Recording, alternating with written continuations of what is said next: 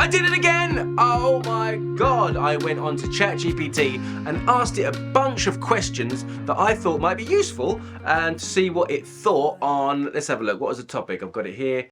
Building confidence with your voice, tips and tricks. So I asked it a bunch of questions, not because I'm lazy, but because I was curious and just to see what it said. And so I managed to get it down to this. This was my final question. Building confidence with your voice, tips and tricks, focusing on the following topics: how to project confidence when speaking or performing, visualizing success, techniques for overcoming stage fright, developing a strong presence, tips for engaging your audience, improving your body language for better communication, and the connection between self-care and vocal confidence. Again, I got to those specifics because of further questions that I asked it back. I'd said, what's the best way? And they said, these are the best ways. And I said, okay, then give me some details on those.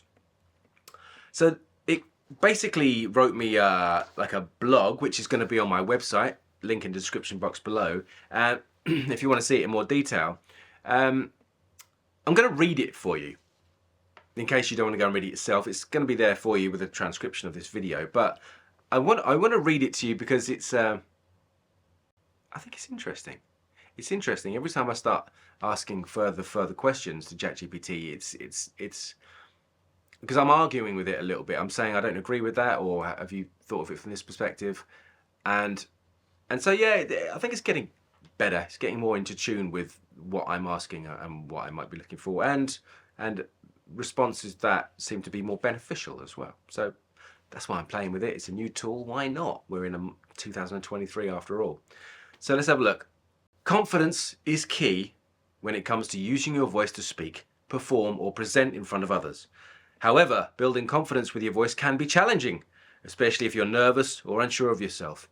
In this guide, we'll explore some tips and tricks to help you build confidence with your voice, including how to project confidence when speaking or performing, techniques for overcoming stage fright, and tips for engaging your audience.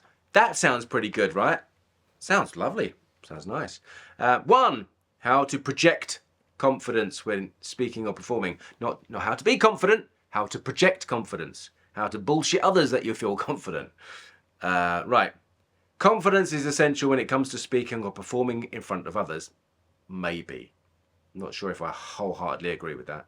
Here are some tips to help you project confidence when using your voice. Practice your material ahead of time to help you feel more prepared. Yeah, that's good. Use good posture to show that you're confident and in control. Not really, not necessarily.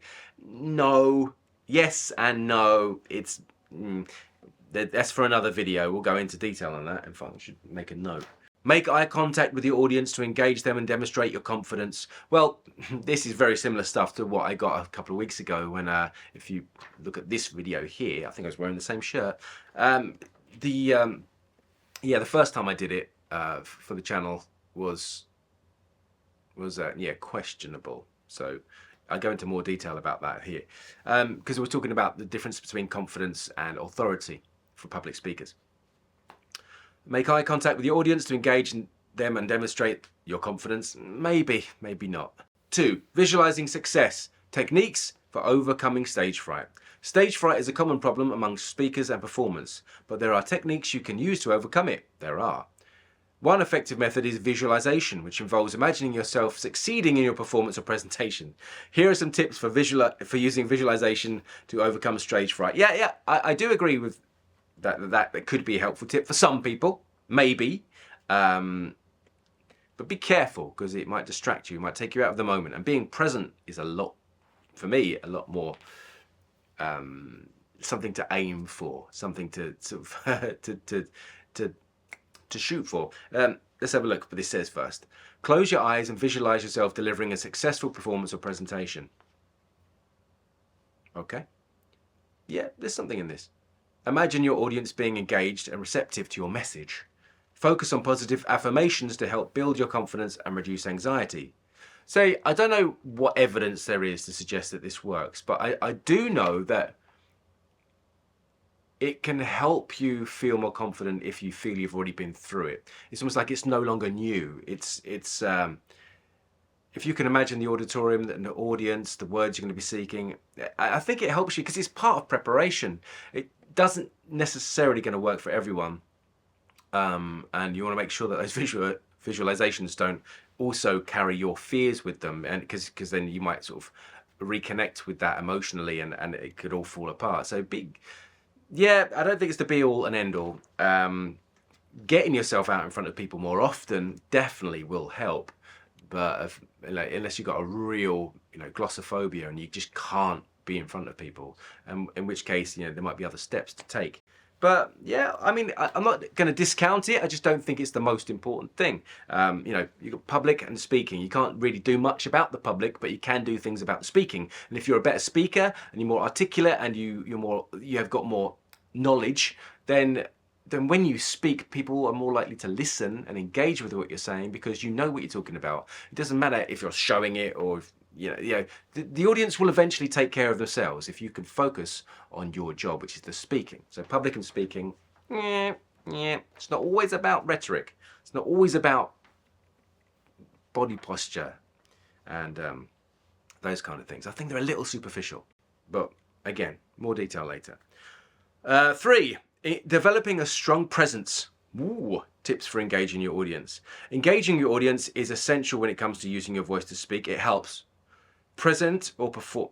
When it comes to using your voice to speak, present or perform.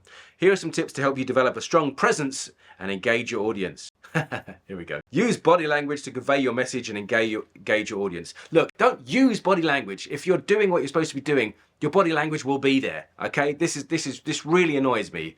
I remember once some guy told me that if you want people to think you're clever and you know what you're talking about, do this. Why? That's bullshit, especially now you've told me, because now I'm looking out for your bullshit. I think people who do that because they've been told to do that because it makes them look more clever are more likely to come across as jokers, right? I think the study that might have come from was from people who just so happened to be in positions of authority and power tended in meetings to do that. It wasn't that by doing that people believed them, it's just that they just had that in them to want to do that.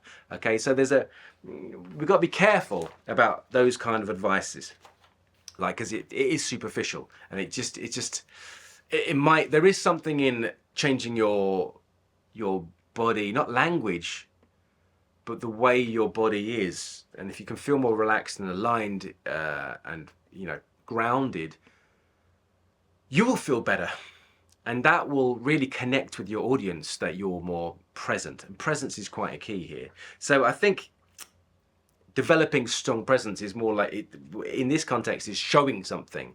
But really, if you're present with yourself and confident and grounded, that's presence. If you're in the moment, if you're able to think clearly and listen to your environment, that also feeds out, but it's less aggressive and it's less pushy. It's more self-confident, and there's something about that. I really agree, and that's a lot of body work and breath work can help you get there. Really, really, really powerful stuff when you do it. So here it goes on to say, use body language to convey your message and engage your audience. Vary your tone, pitch and pacing to keep your audience interested. Again, if you know what you're talking about and you enjoy it, you're passionate about it, that's going to come across that way anyway, mostly.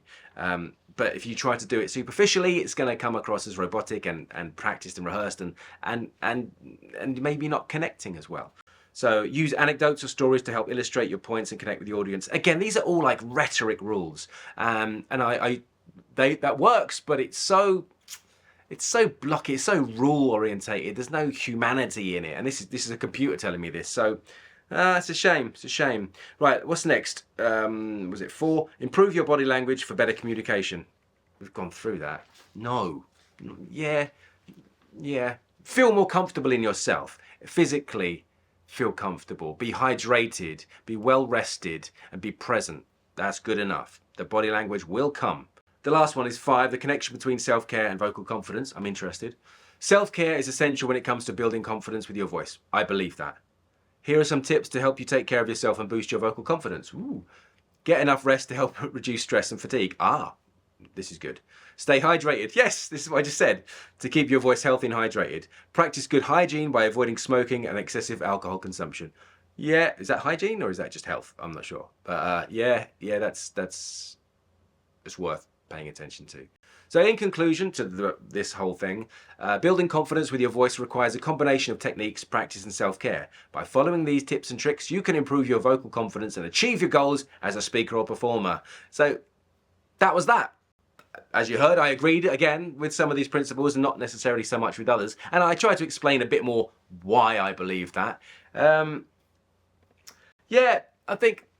Personally, I believe that a lot of these questions I'm asking the AI and ChatGPT are fun to do, and I'm curious to see the responses. But these responses are, textbook responses, and they're kind of things that you get at Toastmasters. And again, please don't Toastmasters attack me again. You didn't like one of my videos I made about you before, but it is a bit old school. It's a bit rule orientated, and it's a bit amateurs teaching amateurs. And I think really the authority of knowledge helps imbibe you with more confidence, and being comfortable in your skin, feeling grounded, and will help with your confidence and presence, which will help show more confidence to others, because you're comfortable. You don't have to push, you don't have to demonstrate. It's not about that. It's about being present in the moment, clear, clarity, concise, at ease. I hope that's helpful. You can find that blog on my website, vocabilities.com. There's a link in the description box below. You can also find a link to all my online courses, of which I have a Public Speaking Mastery, the 8-week Vocal Foundation. And actually, if you sign up to my newsletter, you can get the first week of that for free. So check it out. Thank you. I hope this was fun for you, as it was for me. I'm Darren McStay. This is Improve Your Voice. And until the next time, look after your voice. I have so many tales to tell, and up till now I've been telling them real badly, so I hate myself.